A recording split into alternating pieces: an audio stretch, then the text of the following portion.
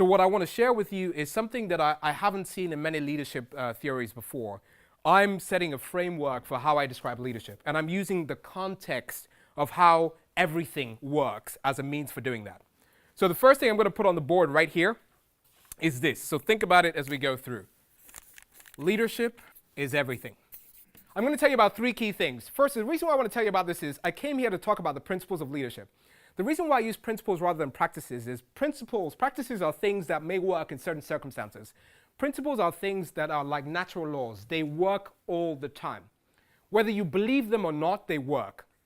So if you say, well, I don't believe in gravity, and you jump off the building, it's still going to get you. It's as simple as that.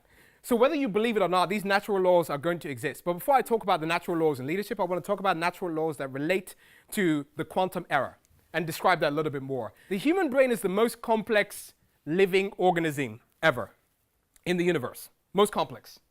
So in the human brain, we actually have 100 billion neurons in the human brain. 100 billion neurons. Which those neurons are connected by 1,000 trillion synaptic connections. Just to give you the complexity of the brain. When we talk about these synaptic connections, essentially that allows us to do everything from processing language, from how we feel, from thinking, from talking, from a lot of stuff that we need to do. Observers have an impact on what they observe. So your belief system has an impact on the people that you lead. If you actually believe that this person that I'm leading can be great, then they will be great. It's the same thing about what you believe about yourself. What you think has an impact on every single cell in your body. It also has an impact on all the people that you're trying to lead and influence and change the direction of where they want to go. There are over 7,000 languages in the world. You have the ability through the construction of words and how you put them together in a sentence to actually create a thought in people's minds. Okay, so the whole intent of this is, for language-wise, what it does for you is it gives you possibilities. So there's a tendency for us to think about things in one way and then think about the inverse of that thing. Change your beliefs and you have an ability to change your reality. You got to think about how language determines what you can and cannot think. And lastly, you need to understand that the potential of humans is much greater, and the only thing that stops you is your limiting belief. Three key things about the natural laws that you need to keep in mind. So if you want to define leadership, you have to define what leadership is not before you get started. What leadership is not is this. Leadership is not management. They're two different things. But they are complementary things, but they're different. It's the first thing you need to keep in mind. The other thing is leadership is not about charisma. It's not about how smooth you are. It helps, but that's not what leadership is. So if you're thinking about it in that context, you've got the wrong context. The third is this. Leadership is a verb. It's something that you do. It is not a noun. All right. Very good. No. You're okay, Kim. You're okay. About him or about a individual? About him. This guy. The story was about this guy. By the way, if your story is not about this guy, it's about just one other guy randomly. His name is Jim. I met him over lunch. No, sit down. Two most important days in your life are the day you're born and the day you find out why. We are talking about you bringing an energy and a passion that transforms and influences for change. That's what I'm talking about right now. It's all about you. If you're not awesome, then why the hell would your people want to be awesome?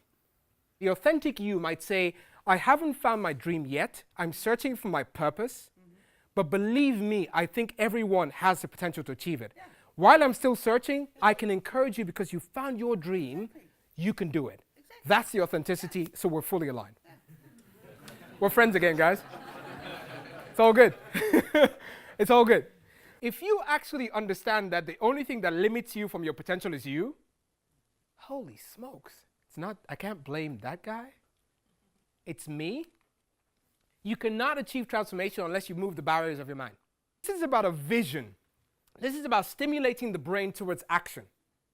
It's about connecting to a deeper sense of purpose in people. And understanding that purpose requires you to be in search of what their purpose is, rather than you telling them what you think you want them to know. It's a different responsibility when you switch that state. So when I talk about safety in this context, it's about what leaders do in their organizations or in life that influences people to say, I don't feel safe. And it's a need that I have to have. And what happens when people don't feel safe? They go and find it themselves. it has to be in service to a cause greater than you. It has to go beyond you, 100%. And I'll tell you where that dichotomy comes from, and that's the one word, that's one of the principles of leadership for me, right, that I talked about. I'm coming to that shortly, is balance. What I will call it, have some self-esteem. Believe in you. That's what I ask you to do. That's what I meant by change your belief, change your reality. First, believe in you. And it doesn't mean you have to be arrogant to believe in you or egotistical to believe in you. You can just say, like, I got this. I got this. And believe it. That's a good starting point. Who took the lead? You took the lead? Why did you take the lead?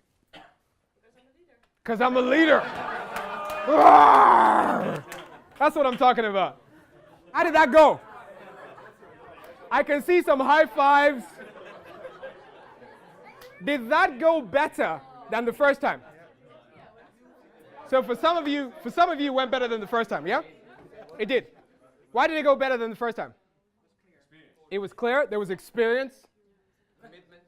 Commitment. There was trust.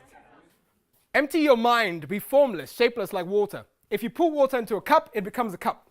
Put water into a bottle, it becomes the bottle. You put it in a teapot, it becomes a teapot.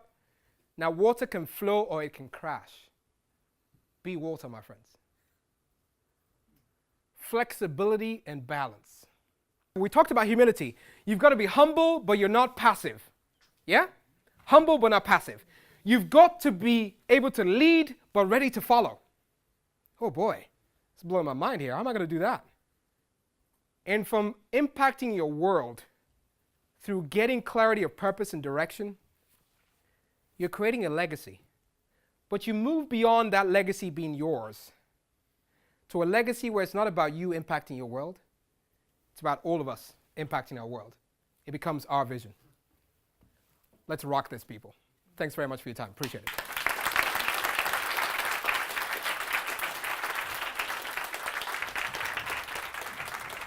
Thank you.